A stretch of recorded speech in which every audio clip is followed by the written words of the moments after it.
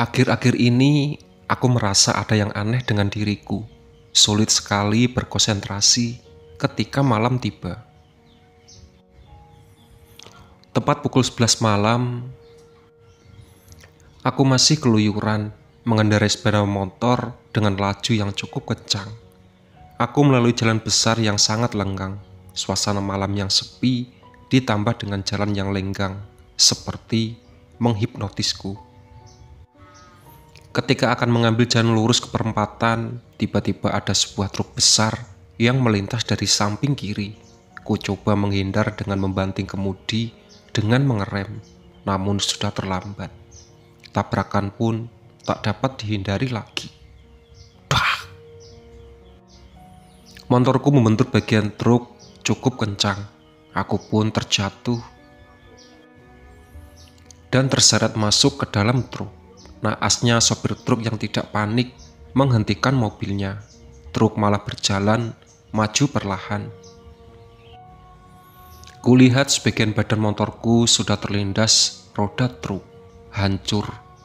Sedangkan aku masih berbaring di kolong truk dengan kaki tersangkut di badan motor.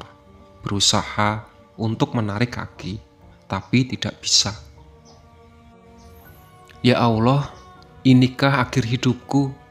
Kataku dalam hati, seraya memejamkan mata, pasrah. Masih dengan mata terpejam, aku merasakan tubuhku bergeser. Saat membuka mata, ternyata sudah berpindah tempat di dekat trotoar. Aku jelengak-jelenguk mencari keberadaan orang yang menolongku, bermaksud untuk berterima kasih.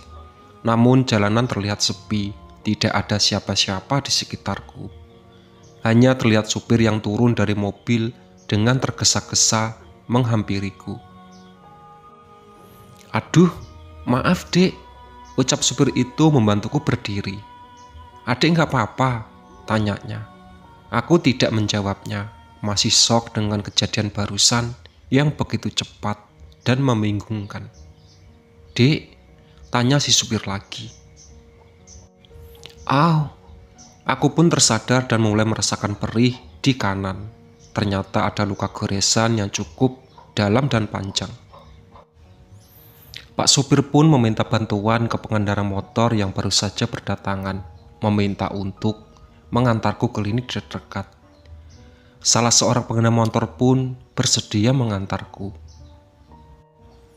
Aku pun dibawanya ke sebuah klinik yang tak jauh dari lokasi kejadian, disusul dengan supir yang menumpang di pengendara motor lain. Perawat jaga dan sigap membersihkan lukaku dengan alkohol. Rasanya sangat perih. Sehabis itu baru diberi obat antiseptik dan diperban. Seluruh biaya pengobatan ditanggung sang supir. Dek, untuk kerusakan motornya nanti bapak lapor dulu ke perusahaan ya, ucap. Iya pak. Boleh bapak minta nomor HP-nya? Boleh, aku memberitahu nomor ponselku. Aku sampai lupa memberi kabar ke ibu tentang kecelakaan ini. Ku ambil ponsel di saku celana, layarnya sedikit retak di sudut kanan. Bu, Amir kecelakaan, sekarang ada di klinik. Aku mengirim pesan WhatsApp kepada ibu. Tak lama, ibu meneleponku. Ada di klinik mana? Tanya ibu dari balik telepon dengan suara panik. Nggak usah kesini, bentar lagi juga pulang. Tapi nggak kenapa-napa kan? Cuma kaki aja yang luka. Oh ya udah, hati-hati. Ibu menutup telepon. Kakak dan ibu kemudian membopongku masuk ke dalam kamar. Di sana, aku langsung diberi semacam obat herbal untuk luka dalam. Karena ibu khawatir ada luka dalam akibat benturan, setelah itu aku disuruh istirahat. Lagi pula, memang sudah lewat tengah malam juga. Efek obat membuatku cepat sekali mengantuk dan tertidur. Dalam keadaan setengah sadar, aku melihat seorang kakek berbaju putih berdiri di sudut kamar, menatapku. Ku coba bangkit tapi tak bisa. Tubuhku terasa sangat kaku. Perlahan kakek itu berjalan mendekati tempat tidur, berdiri di sampingku. Kini aku dapat melihat wajahnya dengan lebih jelas, wajah seorang pria keturunan Arab. Kakek Arab itu mengusap-ngusap rambutku seraya berkata, "Maaf, kakek mengagetkanmu." Sentuhan lembut dan menyejukkan, namun tubuhku tiba-tiba bergetar. Aku berusaha berontak, tapi tidak bisa. "Jangan panik, tenang." Kakek Arab berusaha menenangkanku. Entah bagaimana, aku sudah berdiri di atas tempat tidur, berdiri di atas tubuhku yang sedang tertidur pulas. "Sudah saatnya, sini ikut kakek." Kakek Arab mengulurkan tangan, lalu membawaku pergi keluar kamar, mengelilingi rumah, melihat ibu dan kakak yang sedang tertidur. "Kamu harus berkenalan dengan seseorang." Kakek itu mengajakku keluar rumah. Di sana sudah ada sosok macan besar bermotif loreng dengan mata merah menyala. Sontak aku mundur perlahan, bersembunyi di belakang kakek. "Tidak perlu takut, dia penjaga rumahmu," ucap kakek diikuti dengan suara tawa menggelegar dari macan itu. "Apa dia sudah siap?" tanya macan itu pada kakek. "Semoga saja," balas kakek Arab. Pintu terbuka, tinggal dia berani atau tidak menghadapinya, ucap macan itu sambil menadah ke atas. Kakek Arab menggenggam tanganku. Aku merasakan tubuhnya melayang, terbang ke atap rumah. Kulihat sesosok burung besar berwarna emas sudah menunggu kami. Ada sedikit percakapan antara burung emas itu dengan kakek, bahasa yang tidak bisa ku mengerti. "Amir, lihat ke depan," perintah kakek Arab. Di hadapanku sudah ada sebuah pintu besar berwarna hitam. "Pintu apa itu, kek?" tanyaku. "Pintu gerbang dunia kami. Jika kamu ingin bertemu dengan kami lagi, maka bukalah pintu dan masuk ke dalam," jelas kakek Arab. Tapi perlu diingat, di dalam sana tidak hanya ada makhluk seperti kami, banyak makhluk-makhluk lain yang sangat menyeramkan dan jahat, sambungnya. "Apakah kau berani? Jika ada rasa ragu dan takut sedikit saja, maka pintu ini tidak akan terbuka," sambungnya lagi. Aku merasakan ada sebuah dorongan yang kuat untuk membuka pintu itu. Keberanianku seakan-akan meningkat berkali-kali lipat. Kulangkahkan kaki mendekati pintu itu. Krek. Pintu terbuka. Sesaat kemudian, suasana yang tadinya sepi berubah menjadi berisik. Suara tangis, jerit, tawa, bersaut-sautan. Banyak suara orang berbicara saling tuding-tundih. Nyaliku menciut. Aku menutup mata dan telinga, lalu mundur perlahan. Duk! Pintu tertutup kembali. Kakek Arab hanya tersenyum dan membawaku kembali ke kamar. "Tidak perlu takut," ucap kakek Arab. Aku duduk di sisi tempat tidur, masih bingung dengan semua ini. "Apa aku boleh bertanya?" "Silakan. Kakek ini siapa?" Sebuah pertanyaan yang dari tadi ingin sekali kukatakan. "Kakek adalah penjaga utama keluarga ayahmu." "Macan besar tadi, itu penjaga ibumu. Burung emas, itu penjaga kakakmu. Dari mana kakek berasal?" "Sebuah negeri yang jauh dari sana, Yaman." "Apakah aku bisa bertemu dengan kakek lagi?" "Bisa, jika kau mau." "Mau," sautku seperti anak kecil yang baru mendapatkan hadiah. "Lain kali kakek akan ajak kamu jalan-jalan, tapi kamu harus mengurangi rasa takutmu itu." "Siap, kek," balasku menguras senyum. "Sekarang sudah saatnya kamu kembali." Kakek itu menyentuh pundakku, membaringkanku di tempat tidur. Seketika itu tubuhku seperti kesetrum dan mata pun terbuka.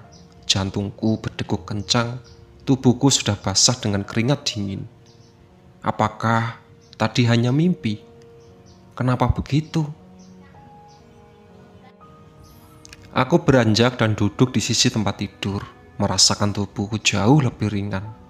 Aneh, padahal semalam kaki kananku ini masih sakit dan susah digerakkan. Mungkin ini efek obat herbal yang diberikan ibu semalam. Tapi rasa trauma masih belum juga hilang. Bagaimanapun kejadian semalam nyaris merenggut nyawaku ditambah mimpi itu. Sebuah mimpi yang sangat membingungkan. Aku masih penasaran dengan sosok kakek berwajah Arab itu. Dia mengaku berasal dari Yaman, sebuah negara yang bahkan tidak pernah aku datangi. Ditambah ada sosok lain, yaitu seekor macan besar di garasi dan burung emas di atap. Kakek itu bilang kedua sosok itu adalah penjaga ibu dan kakak. Apa iya? Satu hal yang paling membuatku penasaran adalah tentang pintu gerbang itu. Pintu gerbang yang membuatku bergidik ngeri. Banyak suara aneh-aneh keluar dari sana, dari yang melengking hingga yang berat menggema. Aku tidak pernah mengerti suara itu berasal dari mana. Untung aku melangkah mundur, kalau tidak bisa jadi aku akan terkurung di sana ketika pintu tiba-tiba tertutup.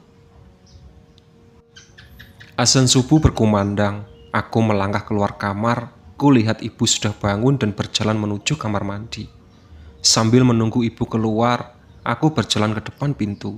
Ada rasa ragu, takut ketika akan membukanya. Apakah macan besar itu masih ada di garasi? Batinku. Perlahan kubuka pintu, mengintip dari celah-celah, macan besar itu tidak ada di sana. Aku semakin yakin kalau semalam hanyalah mimpi. Ibu sudah selesai mengambil wudhu. Bergegas aku pergi ke kamar mandi, sempat kesulitan karena perban di kaki kananku tidak boleh sampai basah. Walaupun akhirnya bisa juga mengambil wudhu. Di luar Dani sudah berdiri menunggu giliran, padahal tadi aku masih mendengar dengkurannya. Cepat sekali kakakku itu bangun. Aku berjalan perlahan menuju kamar. Melalui kamar Dani, pintu kamarnya tertutup. Langkahku berhenti di depan pintu kamarnya ketika mendengar ada suara denguran yang khas dari dalam. Loh, bukannya tadi dia masuk ke kamar mandi? Pikirku sembari membuka pintu kamarnya. Kulihat Dani masih tertidur pulas di tempat tidur. Lantas, siapa yang tadi masuk ke kamar mandi? Aku kembali ke kamar mandi, mengecek keberadaan Dani, namun tidak ada siapa-siapa di sana. Aku berhalusinasi atau ini efek kecelakaan semalam? Aku berusaha menepis semua prasangka negatif. Anggap saja tadi salah lihat. Mungkin aku butuh lebih banyak istirahat.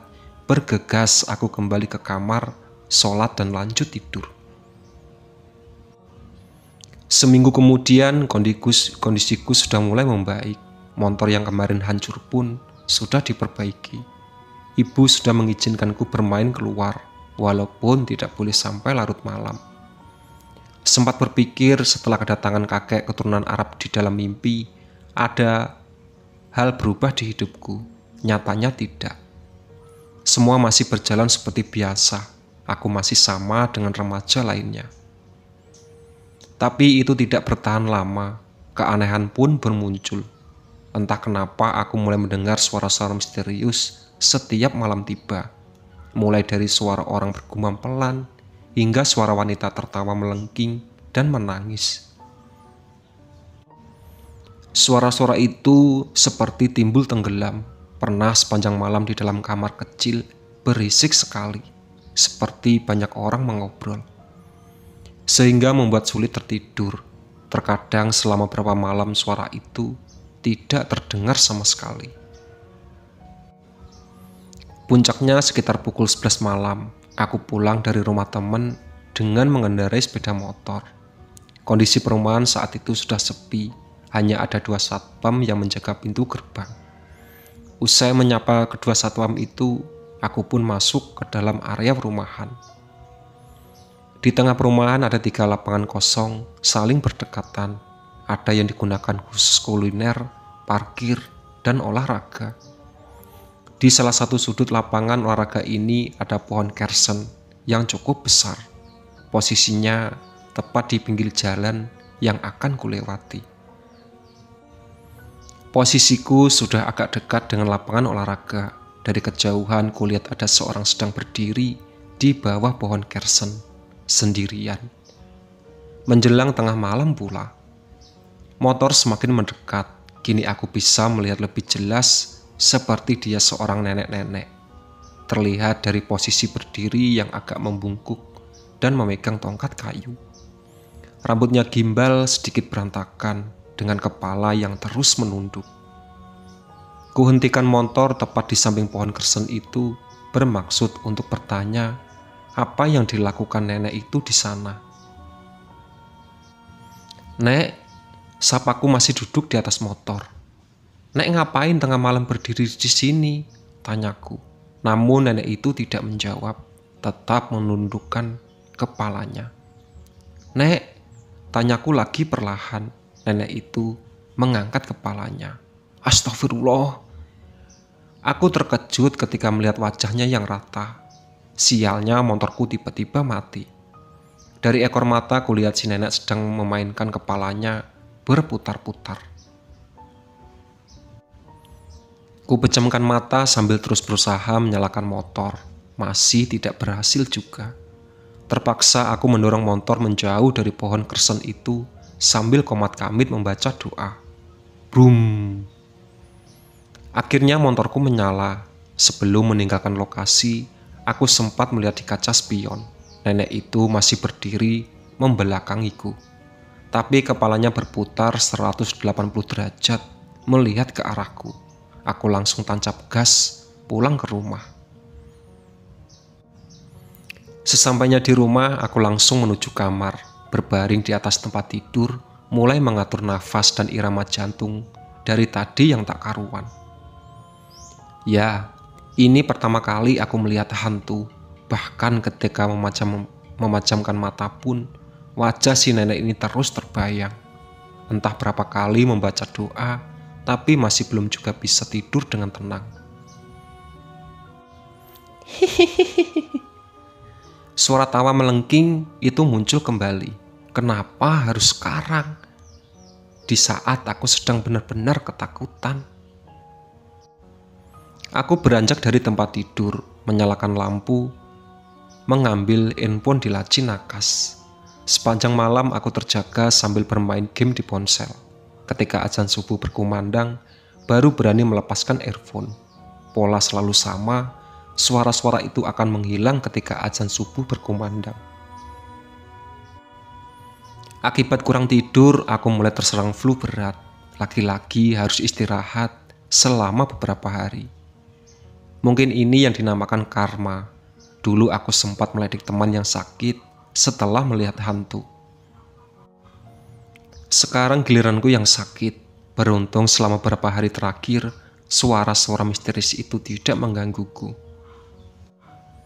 Terlalu banyak menghabiskan waktu di rumah. Aku juga kurang update dan info-info yang beredar di sekitar perumahan. Kebetulan ketika sedang di lapangan kuliner, aku bertemu dengan Budi, teman main dari blok sebelah. "Kemana aja kamu, Mir?" tanya Budi ketika melihatku memarkirkan sepeda motor di depan warung Bu Enah. "Lagi males keluar aja, Dut." "Wah, padahal kemarin seru loh di sini." "Seru kenapa?" "Tuh, pohon kersen bikin rame." Dudi menunjuk pohon kersen di seberang, di lapangan olahraga.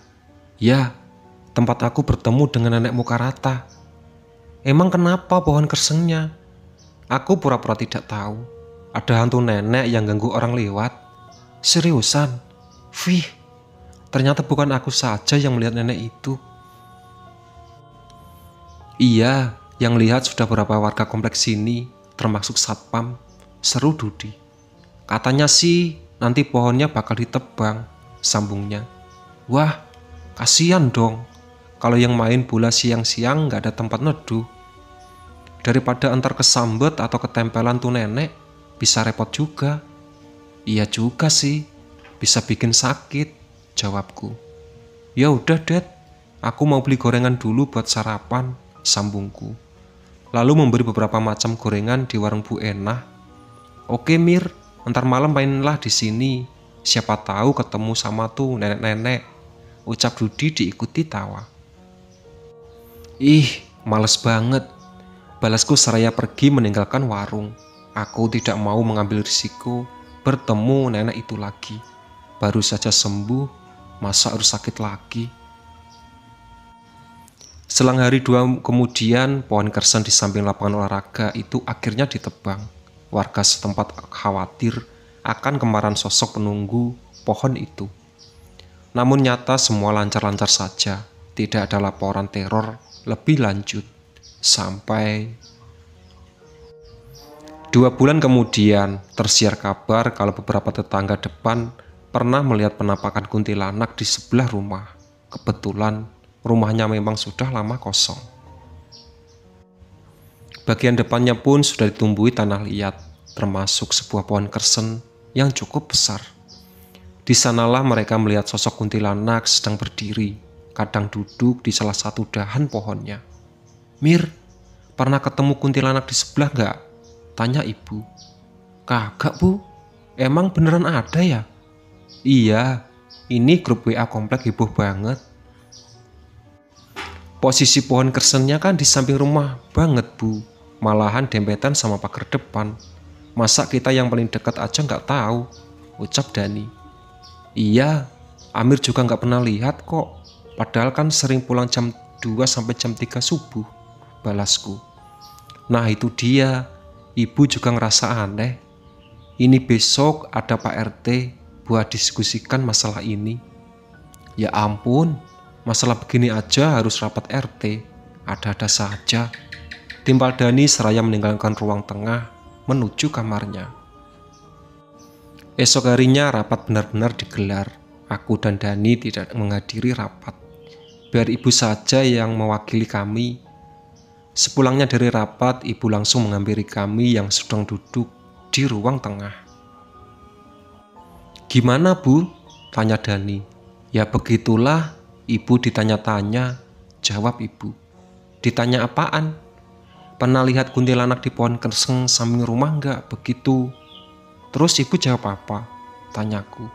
"Ya ibu jawab aja enggak, kan emang belum pernah ada yang lihat juga di sana." "Emang aneh sih, masa yang lihat malah tetangga depan semua?" "Keputusannya akhirnya gimana jadinya?" tanya Dani. "Katanya bakal ditebang." "Aduh, padahal enak banget duduk di depan sambil ngemilin buah kersen," keluh Dani. Akhirnya nasib pohon kersen di samping rumah pun sama dengannya di lapangan olahraga, ditebang. Bahkan pohon kersen lainnya berada di sekitar komplekku pun ikut ditebang. Segitu takutnya dengan kuntilanak itu. Ya, walaupun aku pernah punya pengalaman menakutkan dengan pohon kersen di lapangan, tidak perlulah sampai berlebihan seperti itu. Malam harinya aku pulang sekitar pukul 12 malam. Ketika sedang buka pintu pagar, ada hawa dingin yang terasa di sekitar punggung dan leher. Hingga membuatku merinding. Cepat-cepat aku memasukkan motor dan menutup pagar dengan menundukkan kepala.